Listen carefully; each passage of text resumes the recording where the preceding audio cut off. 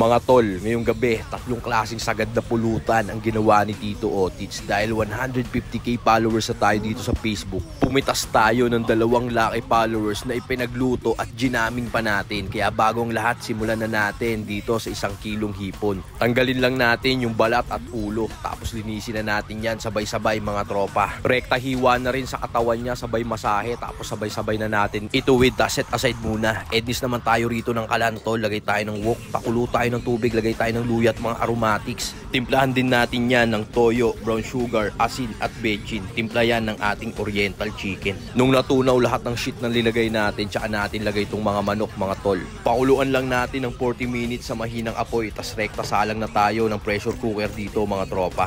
Lagay natin tong 1 kalahating pata, tas timplahan natin ng patis, asin at pamintang buo. Pressure cook natin to ng 40 minutes. Gawa naman tayo ng tempura butter mix tol, all-purpose flour, 2 itlog, asin at white pepper. Tapos lagyan natin ng konting tubig, tsaka natin gamitan ng wire whisk. Tapos lagay muna natin sa freezer para lumamig. Tapos dito naman kunin natin yung mga impurities ng ating pork pata, tapos balik natin sa pressure cook, lutuin uli natin yan another 20 minutes. Tapos dito naman kunin na natin itong mga oriental chicken natin mga tol, safe na yan. Tanggalin natin yung pinagpakuluan, tapos palitan natin ng bagong wok. Tapos tubigan natin kasi sasalang na natin itong mga bok choy natin mga tropa. Syempre salang na natin yung kumulo yung tubig. Simpleng simple lang naman yan, mga 30 seconds na blanching lang yan, tapos hanguin na natin. Tapos palit tayo ng wok, gisahin natin sa bawang tong bok choy, timplahan lang natin ng konting asin. Sasama kasi natin yan sa ating oriental chicken.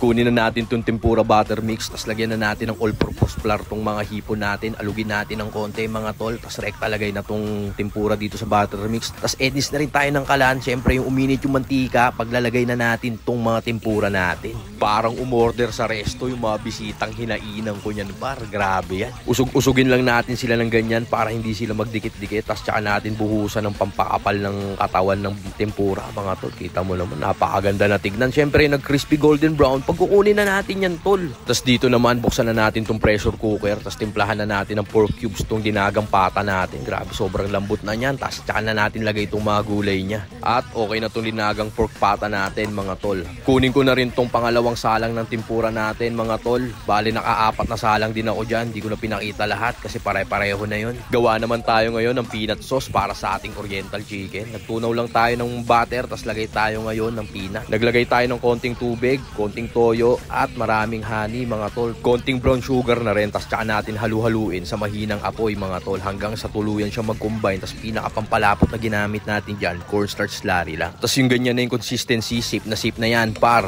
Dito naman salain natin yung pinagprituan sa tempura at isasalang na natin tong mabibisa nating oriental chicken. Ganyang kasagad ang mga haing pulutan ni Tito Otits tol. Iwan muna natin saglit to at gawa naman tayo ngayon ng creamy salted egg dipping sauce na talaga namang ikinaulol nila maigi yung lasa nito mga tropa. Talaga namang simot na simot. Nilagyan ba naman natin ng ibap at all-purpose cream yan tol? Paanong hindi magiging quality lasa niyan? Tapos lagyan natin ng konting chicken powder, tsaka natin haluin at durug-durugin ng ganyan. Talaga namang sobrang quality niyan. Tapos dito naman, balibalik ta rin lang natin itong mga oriental chicken natin. Syempre naluto na siya, wala namang special dyan, huwag mo nang susunugin. Pinagkukuha na natin syempre. Tapos rekta salang na rin itong pangalawang batch natin mga tol. Tapos kunin na natin, naluto na silang lahat. Tapos rektahang sibaan na to mga tol para matimusan na natin itong quality at sagad na oriental chicken na may peanut sauce. Tapos may bok choy pa sa gilid para pambalanse. After natin masibak lahat, rekta plating na rito. Tapos rekta buhos na rin itong ating mainit na peanut sauce. Talaga namang quality pulutan to par. Dito naman, assemble na natin itong tempura natin. Ginawa natin parang bonfire yan. Tapos salin na rin natin itong creamy salted egg dipping sauce ng ating tempura. Salin na rin natin itong pampahulas nating linagang pork pata tol na halos humihiwalay na yung laman sa buto. Tapos yung taba natutunaw na sa bibig, ganun kasagad yan. Sabi naman sa'yo pare, hindi kita lalapagan ng patakbuhing pulutan. Kaya tara, tagay na tayo. Yun mga tol, ngayong gabi, dahil 150k followers na tayo sa Facebook, pumitas tayo ng 2 lucky followers. Si Tol Bernie, Tol, salamat sa paglapag. At kay Tol Eagleman. Siyempre, dahil pinaghain natin sila ng 3 solidong pulutan, tutumbasan natin ng ano yan. Shot puno yan, mga bossing. Tol Bernie, ikaw muna. Tol, baka may gusto kayo shoutout. Ayun, shoutout sa asawa ko na tumakas lang ako. Tapos sa mga tropang Mulino, sa mga West Noy, mga tropa dyan, at tropang area, sa lahat ng mga kaibigan kong dinabangit, shoutout sa inyo. Tito Jake, salamat din. Tol, walang At ako problema. napili nyo sa followers, salamat. Salamat sa shot suporta. puno para kay Tito Jake sa mga Yun, tropa. Bisa. Bawal kasi tiki-tiki shop dito, tol. Ang sarap mo, Tito Jake. Ang sarap mo. Tikman mo, pulutan. Ayun, ikaw nang bahala. Ayan. So, dito naman tayo kay Eagleman. Yan, oh. Tol Eagleman, baka may gusto kang shoutout. So yun, shoutout nga pala sa mga tita ko dyan, sa mama ko, sa asawa ko, at sa mga anak ko. Yun lang. At sa mga solid supporters ni Tito Jake, sana soon kayo rin na mapili niya. Dahil kami, napakaswerte namin dahil kami ang napili niya mga par. Mabisa! Hindi kasi kayo nagpapaniwala. Shut up! Oh, tol, bakbakan nyo na. Napakabisa.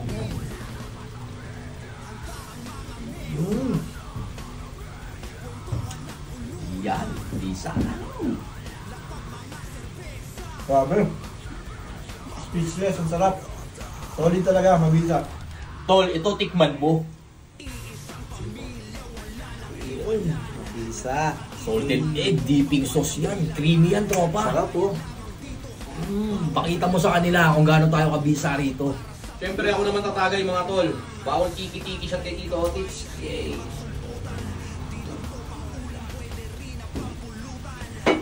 Quality.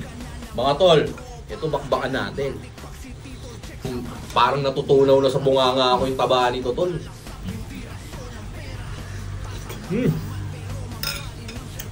Try natin itong sabaw ni Otis. Yan, tol. Kahit yung manok, masarap. Kasi naman mga tol, humiwalay talaga yung laman sa buto. Solid, ang aming bubuksain ngayong gabi, mga par. Bakbak ng bakbak. Sige, dito ako. Dito naman ako, kahit kakakain ko lang. Sige, banat. Ito mga tropa, oh. Diyan para. Ano tol, pabisa ba? Hindi ka kasi nagpapaniwala eh. Hindi ka kasi nagpapaniwala sa Tito Otis mo, tol. Sabi ko sa'yo. Enjoy mo, tol. Ito talagang mabisa, mga tropa.